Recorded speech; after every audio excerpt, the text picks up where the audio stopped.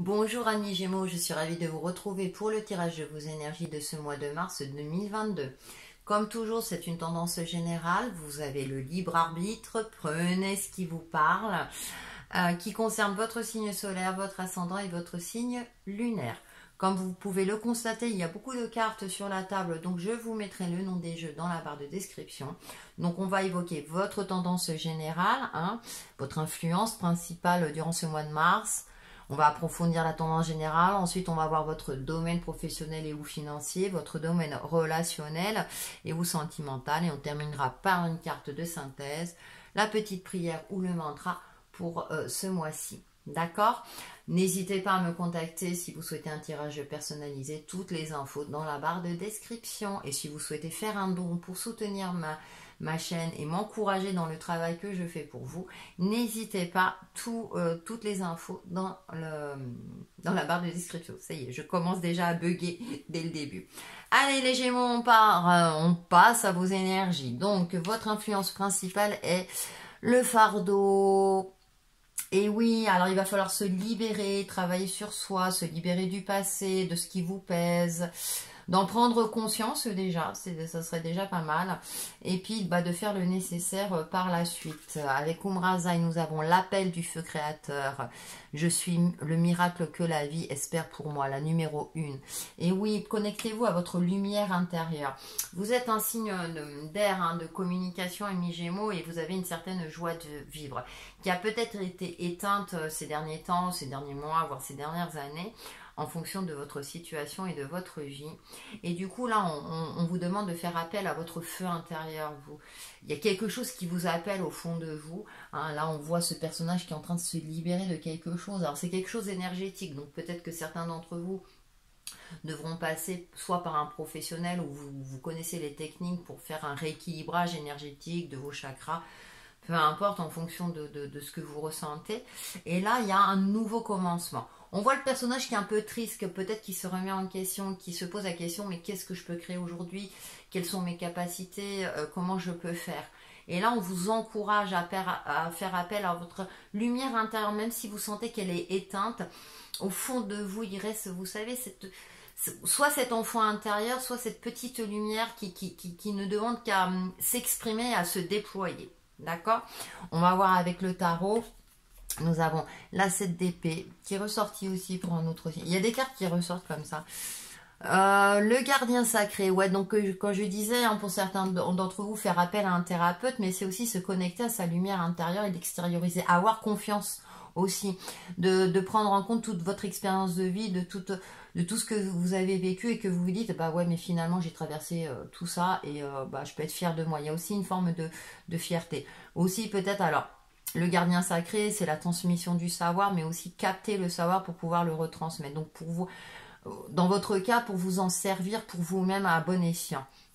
Avec cette 7 d'épée, j'ai plus cette notion de blessure du passé, que vous êtes auto-saboté, que vous avez été peut-être victime aussi de certaines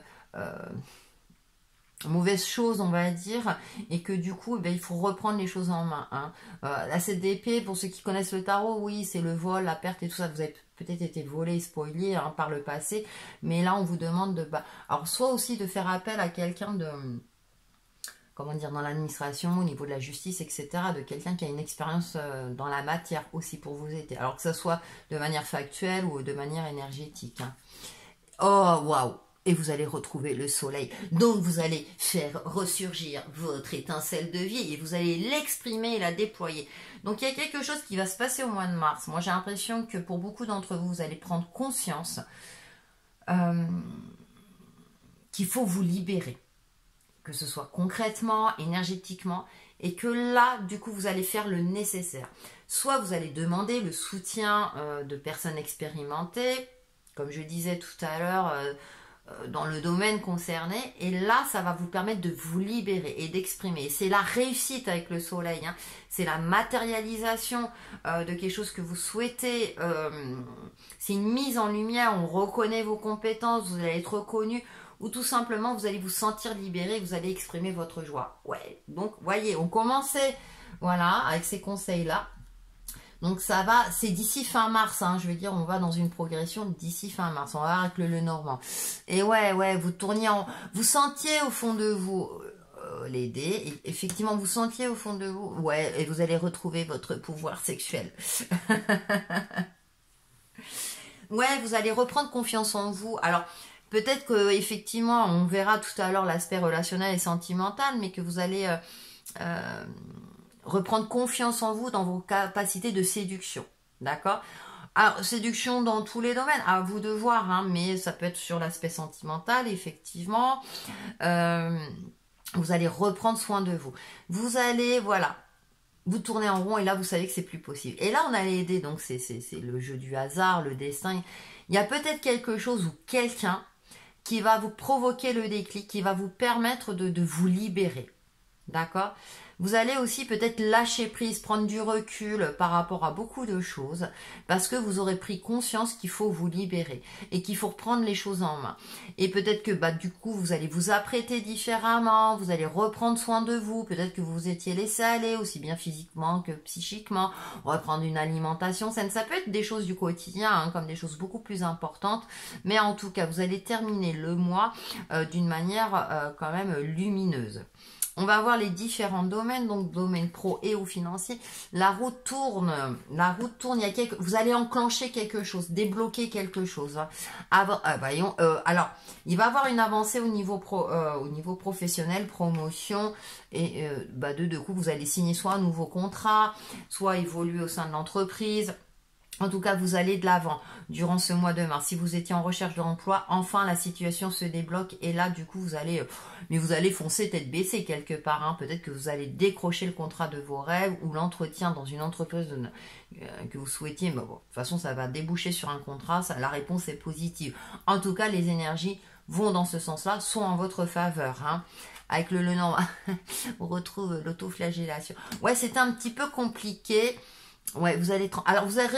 Ici, dans ce jeu, hein, on coupe le blé, donc ça veut dire que vous allez récolter. Vous allez arrêter de vous auto-victimiser ou de cogiter. Vous allez avancer, hein, vous allez avancer. Ouais, vous avancez avec le cavalier. Vous allez vers de nouveaux horizons, soit évoluer, soit vers de nouveaux horizons.